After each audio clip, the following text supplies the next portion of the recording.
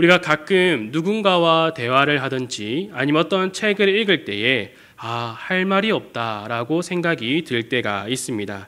그 어떤 사람의 말이 옳다라고 느껴지고 적힌 글이 참 논리적으로 쓰여져 있어서 반박할 것 없이 그냥 그대로 받아들일 때가 있습니다. 몇 주 전에 제가 제 아들에게 어린이집을 이제 마치고 돌아오는 길에 초콜릿을 사준 적이 있습니다.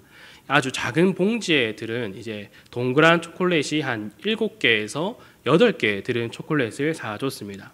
집에 와서 우리 아들이 그 초콜릿을 까서 먹다가 한 3개쯤 남았을 때에 침대에서 이제 조금 안정을 취하고 있는 제 처에게 가서 이런 말을 했습니다.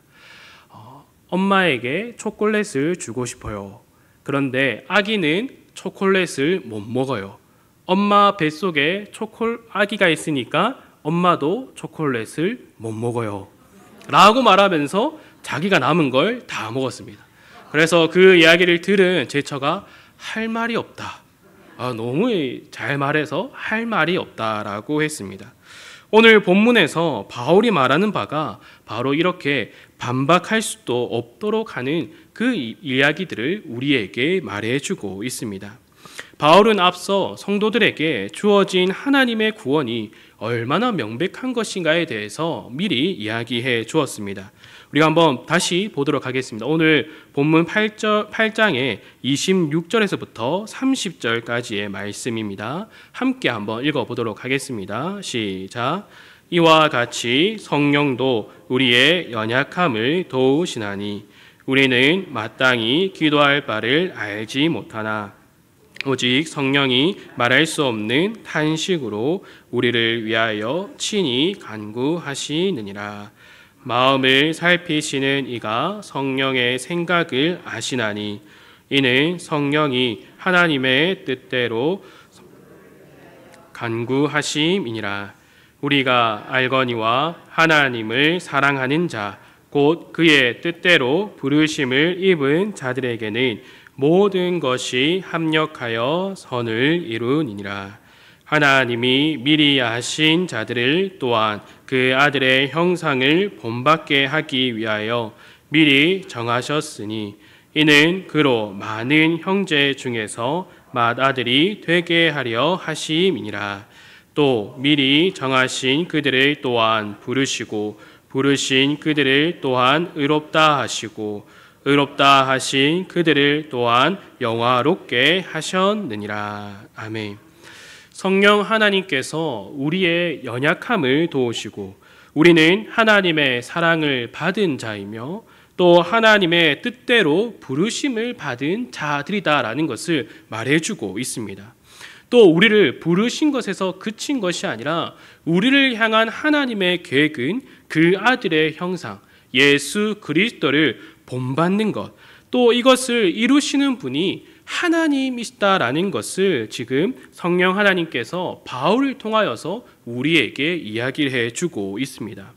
우리는 이것을 통하여서 우리들에게 주어진 그 구원이 얼마나 완벽하고 또한 명백한 것인가를 알 수 있습니다. 우리가 가끔 드라마를 보면은 드라마의 흐름이 어떻습니까? 드라마가 이제 천천히 발단부터 시작해서 전개가 되어 가다가 주인공이 위기를 맞고 드라마가 이제 절정을 향하여 올라갑니다. 그렇죠? 그리고 나서 결말을 맞이하게 됩니다. 지금까지 이 8장 30절까지가 드라마로 치면 결말, 이 종영의 역할을 하고 있습니다. 그런데 성령 하나님께서 바울을 통하여서 계속해서 말씀해 주고 있습니다. 오늘 우리가 읽었던 31절을 보면은 그런즉 이 일에 대하여 우리가 무슨 말 하리요. 드라마로 치면은 이제 15화 마지막 화를 하면서 자막으로 그동안 시청해 주신 모든 시청자들께 감사를 드립니다라고 하고 끝났는데 다음 주에 16화를 하는 겁니다. 또 다음 날 17화를 하고 다음 주에 18화, 19화 이렇게 계속해서 이어가고 있는 거죠. 그러나 바울은 이 앞의 이야기들을 질질 끄고 있는 것이 아니라 계속해서 그 결말을 강조하고 있다라는 겁니다. 바울은 이어지는 31절부터 해서 총 5가지의 질문을 우리들에게 던져주고 있습니다. 첫 번째 질문을 함께 보도록 하겠습니다. 31절입니다. 함께 읽어보도록 하겠습니다. 시작. 만일 하나님이 우리를 위하시면 누가 우리를 대적하리요? 이렇게 이제 뒷부분에서 말하고 있습니다. 이 질문에서 조건이 되고 있는 요소를 빼고 보면 누가 우리를 대적하리요? 라는 말이 됩니다. 이러한 말을 질문을 들었을 때 우리는 어떤 생각을 합니까? 누가 우리를 대적할 수 있을까? 이러한 질문에 대해서 아마 많은 답들이 나올 겁니다. 죄, 세상, 돈, 육신, 생각, 어떤 분은 남편이라고 할 수 있겠고 또 아내라고 할 수 있고 자녀 그리고 마귀라고 말할 수 있습니다. 이렇게 수많은 대답들이 나올 수 있다라는 겁니다. 그런데 여기에 바울이 조건으로 지금 달고 있는 것이 있습니다. 무엇을 달고 있습니까? 만일 하나님이 우리를 위하시면, 이것을 붙여서 지금 말하고 있는 겁니다. 바울은 단지 누가 우리를 대적하리요 라고 말하고 있는 것이 아니라 만일 하나님이 우리를 위하시면 누가 우리를 대적하리요, 이렇게 지금 질문을 던지고 있다라는 겁니다. 이러한 질문에는 어떻게 답을 할 수 있겠습니까? 하나님이 우리의 편이고 하나님께서 우리를 위하여서 대신 싸우시겠다라고 말씀하는 그때에 어느 누가 하나님을 대적할 수 있겠냐라고 지금 바울이 말하고 있는 것입니다.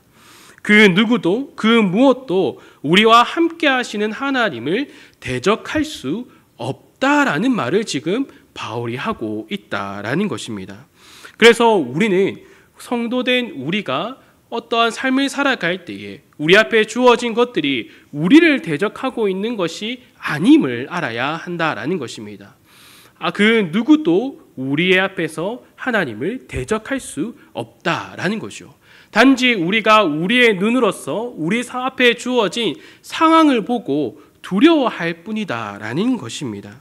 바울은 이어서 두 번째 질문을 던지고 있습니다. 32절을 보면은 자기 아들을 아끼지 아니하시고 우리 모든 사람을 위하여 내주신 이가 어찌 그 아들과 함께 모든 것을 우리에게 주시지 아니하겠느냐라고 또 질문을 던지고 있습니다. 이 바울의 질문에서도 조건을 빼고 먼저 한번 살펴보면은 하나님께서 우리에게 모든 것을 주시지 아니하겠느냐라는 질문으로 볼 수 있습니다. 그러면 우리가 이렇게 생각에 빠지게 되겠죠. 과연 하나님께서 무엇을 주실까? 아마 저마다 그 기준이 다를 겁니다.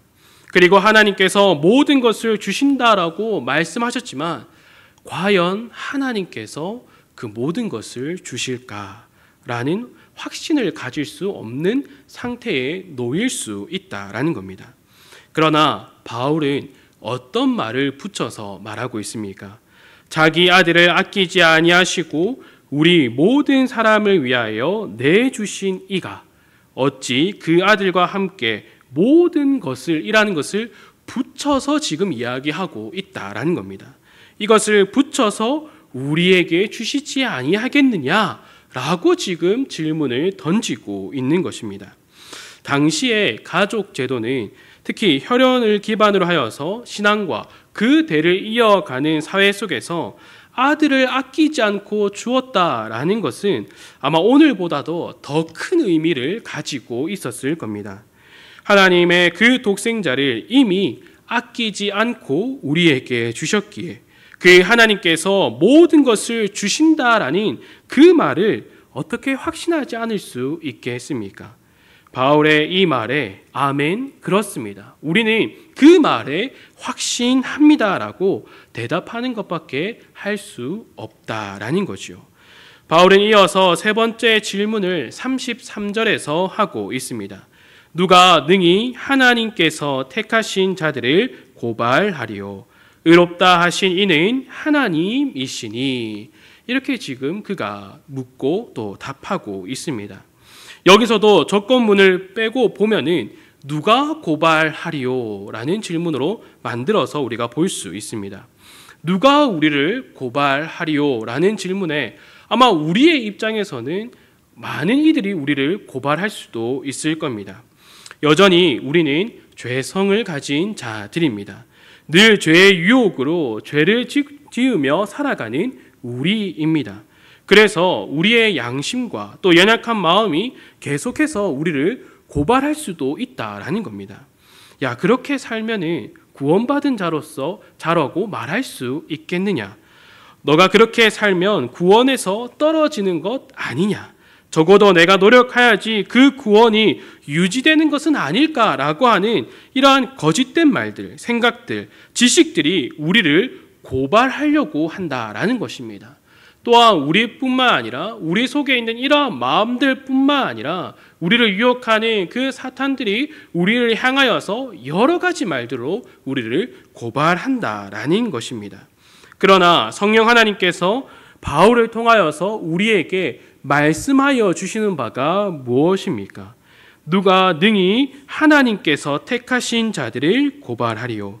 의롭다 하신 이는 하나님이시니 라고 지금 말하고 있다라는 겁니다. 하나님께서 택하신 자들, 특히 의롭다라고 하신 이가 하나님이십니다 라고 지금 말하고 있습니다. 재판장이신 하나님께서 택하셨고 그들에게 죄사함을 선포하셨고 의롭다라고 칭해 주신 그 하나님께서 택하신 자들을 감히 누가 고발할 수 있겠느냐라고 지금 바울이 말하고 있는 것입니다. 제가 직접 재판장에 참석해 보지도 않았고 또 그곳에 서 보지는 않았지만 제가 중학교에서 이 교칙을 위반한 학생들에 대한 모의 재판에 참석해 본 적이 있습니다. 그때 이제 배심원의 역할로서 참석을 했는데 거기서 판사가 선고하고 이제 땅땅땅 치면 어떻게 됩니까? 끝이 납니다. 그 즉시 그 모든 문제가 해결되고 그 사람에게는 그 죄의 값을 물리는 것이 바로 판사의 재판 결과입니다. 우리는 하나님께서 택하신 성도들입니다. 그리고 우리는 법정에 섰습니다. 그리고 재판장이신 하나님께서 우리를 의롭다라고 선고하고 그 재판이 끝났다라는 것입니다. 그러니 더 이상 우리를 고발할 수 있는 것도 아무것도 없다라는 것을 지금 말해주고 있는 것입니다. 그리고 바울은 네 번째로 34절에서 이렇게 또 질문을 던지고 있습니다. 여러분 다 같이 읽어보도록 하겠습니다. 시작. 누가 정죄하리요? 죽으실 뿐 아니라 다시 살아나신 이는 그리스도 예수시니 그는 하나님 우편에 계신 자요 우리를 위하여 간구하시는 자시니라. 아멘. 누가 정죄하리요? 라고 지금 우리에게 또 물어보고 있습니다. 우리는 로마서 8장 1절과 같이 그러므로 이제 그리스도 예수 안에 있는 자에게는 결코 정죄함이 없나니 이 말씀을 우리는 이미 잘 알고 있습니다. 그러나 이것을 자신 있게 우리가 받아들이는 사람은 별로 없다라는 것입니다. 그러나 성령 하나님께서 바울을 통하여서 우리들에게 말씀하여 주시고 있는 것이 무엇입니까? 죽으실 뿐 아니라 다시 살아나신 이는 그리스도 예수시니 그는 하나님 우편에 계신 자요 우리를 위하여 간구하시는 자시니라. 분명하게 말해주고 있다라는 겁니다. 이것이 왜 그 무엇도 우리를 정죄할 수 없는가를 지금 말해주고 있다라는 겁니다. 예수님께서 우리를 대신하여 이미 단번에 죽으심으로 그 모든 것들을 담당하셨다라는 겁니다. 그 죽음으로도 충분하지만 예수님께서는 다시 살아나서 완전히 승리를 이루십니다. 그리고 하나님 우편에서 하나님과 우리 사이에 유일한 중보자가 되셔서 우리를 위하여 간구하시는 분이 바로 예수 그리스도이시다라는 것을 말해주고 있습니다. 그리고 예수 그리스도 안에 우리가 그 예수 그리스도의 것이 된 우리를 그 누구도 그 무엇도 우리를 정죄할 수 없다라는 것을 지금 바울은 거듭해서 강조해서 말해주고 있다라는 겁니다. 이제 바울은 마지막으로 35절에서 이렇게 말하고 있습니다. 누가 우리를 그리스도의 사랑에서 끊으리요? 누가 우리를 그 그리스도의 사랑에서 끊을 수 있겠습니까? 라는 질문을 던지고 있습니다. 바울은 이러한 질문에 이어서 우리가 생각했을 때, 우리의 입장에서 생각했을 때에 그 예수 그리스도의 사랑에서 우리를 끊도록 하게 만든다라고 생각되는 것들을 나열하면서 말하고 있습니다. 환난이나 곤고나 박해나 기근이나 적신이나 위험이나 칼이랴. 우리가 가장 두렵게 생각하는 것들, 우리가 신앙생활을 하면서 그 믿음의 생활을 살아가면서 우리들에게 주어지는 이 모든 상황들을 지금 바울이 말하고 있습니다. 우리는 이러한 상황 속에 놓일 때에 정말로 그 하나님과의 사랑에서 끊어질까, 그 예수 그리스도의 사랑에서 끊어질까라는 두려움 가운데서 살아갈 때가 있다라는 겁니다. 왜 우리가 이러한 생각을 하게 됩니까? 우리가 이러한 감당할 수 없는 어려움과 힘든 상황에 놓였을 때에 어떠한 관계들이 끊어지기 때문입니다. 나이가 가장 친했던 친구들과의 관계도 끊어지기도 하고 지인들과의 관계도 끊어지기도 합니다. 그리고 가족들과의 관계도 끊어질 때가 있다라는 겁니다. 이러한 관계들이 계속해서 끊어지는 것들을 통하여서 혹시나 그리스도의 사랑의 그 관계에서도 끊어지면 어떻게 하나라는 그 두려움이 우리 가운데 찾아온다라는 겁니다. 더군다나 우리가 정말로 감당할 수 없는 그 어려움과 힘든 상황에 놓여 있을 때 간절히 기도하지만 그 기도가 이루어지지 않을 때 우리가 어떠한 생각을 하게 됩니까? 하나님께서 나를 버리신 것이 아닐까? 왜 하나님께서는 내 상황을 조금이나마 괜찮아지도록 만들어 주시는 것이 아니라 나를 그저 내버려 두고 이 상황이 더 악화되는 것일까? 이러한 생각을 하기도 한다라는 겁니다. 이러한 경험을 하면 우리는 정말로 이 예수 그리스도의 사랑에서 끊어진 건 아닌가? 내가 정말로 신앙생활을 잘 못했기 때문에, 내가 그만큼 충성하지 못했기 때문에 이러한 일들이 일어나는 것은 아닐까라는 생각을 한다라는 것입니다. 그런데 이러한 경험을 나 혼자만 하는 것이 아니다라는 겁니다. 36절에서 기록된 바 우리가 종일 주를 위하여 죽임을 당하게 되며 도살당할 양같이 여김을 받았나이다 함과 같으니라. 시편 44편의 고백을 지금 언급하고 있습니다. 이때 한 사람만이 이러한 어려운 가운데 있었던 것이 아니라 이스라엘 모든 백성이 어려운 가운데 놓여 있었습니다. 그리고 이때뿐만 아니라 하나님의 백성들, 하나님의 성도들은 계속해서 여러 어려운 상황 속에 살아가고 있다라는 것을 계속해서 우리들에게 말해주고 있다라는 겁니다. 그리고 모든 성도들은 동일한 결론에 도달한다라는 것입니다. 어떤 결론에 도달합니까? 그러나 이 모든 일에 우리를 사랑하시는 이로 말미암아 우리가 넉넉히 이기느니라. 아멘. 넉넉히 이긴다라고 말하고 있습니다. 무엇 때문에 넉넉히 이기게 된다라고 말하고 있습니까? 많은 어려움을 겪어서 내성이 생겼기 때문에 우리가 그 내성이 생겨서 조금만 있으면 이 문제가 해결될 거야. 조금만 더 내가 참으면은 이 문제들은 시간에 맡겨두면은 알아서 해결될 거야 라고 하는 것이 아니라 이 모든 일에 우리를 사랑하시는 이로 말미암아 우리가 넉넉히 이긴다라고 말하고 있습니다. 바로 예수 그리스도로 인하여서 넉넉히 이길 수 있다라고 지금 말해주고 있는 것이죠. 이는 바울의 지식에서 나오는 말들이 아닙니다. 성령 하나님을 통하여서 지금 말씀해주고 있는 것이죠. 바울도 성령 하나님을 통하여서 더욱더 지금 확신을 하고 있다라는 것입니다. 이것이 26절에서 말하는 바 우리의 연약함을 도우시나니입니다. 성령 하나님께서 이렇게 말씀을 통하여서 연약한 우리의 그 마음을 더욱더 굳건하게 만들어 가시는 그 성령 하나님의 역사이다라는 것을 우리에게 말씀해 주고 있습니다. 우리의 그 연약한 마음에 하나님께서 행하신 일들, 예수 그리스도께서 행하신 일들을 성령 하나님께서 말씀으로 깨닫게 해 주신다라는 겁니다. 그 사랑과 은혜와 자비를 우리의 삶에서 경험하도록 만들어 가신다라는 겁니다.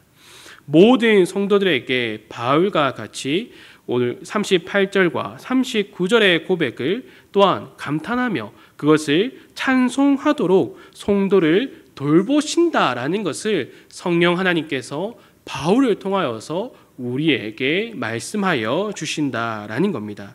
우리 함께 38절과 39절을 한번 천천히 읽어보도록 하겠습니다. 시작.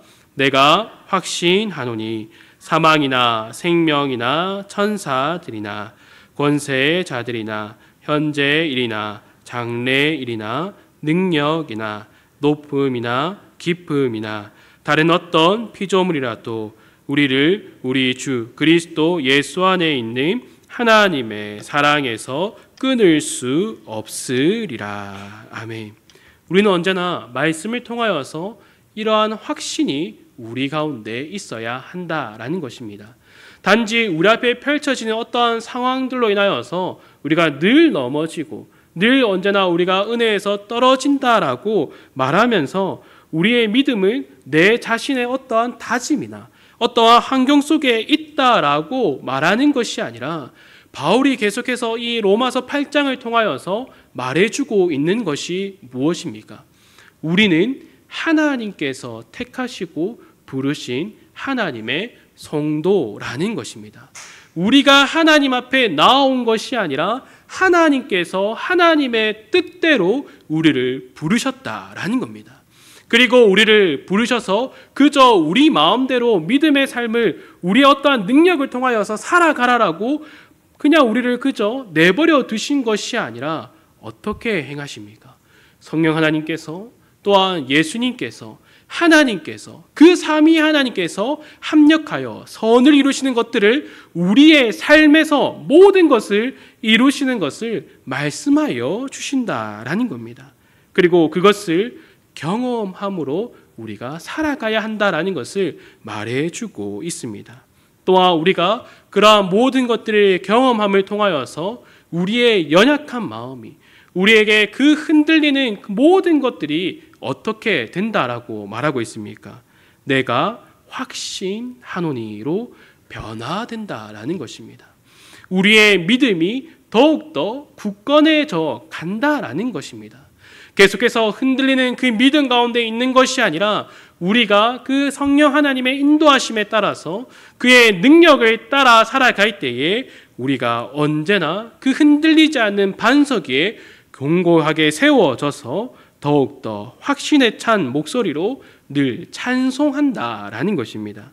사망이나 생명이나 천사들이나 권세자들이나 현재일이나 장래일이나 능력이나 높음이나 깊음이나 다른 어떤 피조물이라도 우리를 우리 주 예수 그리스도 안에 있는 하나님의 사랑에서 끊을 수 없느니라. 왜냐하면 모든 것들을 이루시는 이가 하나님이시며 또한 그 뜻대로 우리를 구원하시는 이가 예수 그리스도이시며 또한 우리 안에서 역사하시는 이가 바로 성령 하나님이시다는 것을 분명하게 깨닫게 되기 때문입니다. 주 안에서 사랑하는 성도 여러분, 우리의 구원의 확신이 나에게 있는 것이다, 또한 환경에 있는 것이다 라고 말하는 것이 아니라 삼위 하나님으로부터 오는 것을 알고 또 이를 깊이 깨달음을 통하여서 우리들에게 주어진 구원, 그리고 그 구원의 확신 속에서 살아가는 우리 모든 성도들이 되기를 간절히 소망합니다. 함께 기도하도록 하겠습니다. 하나님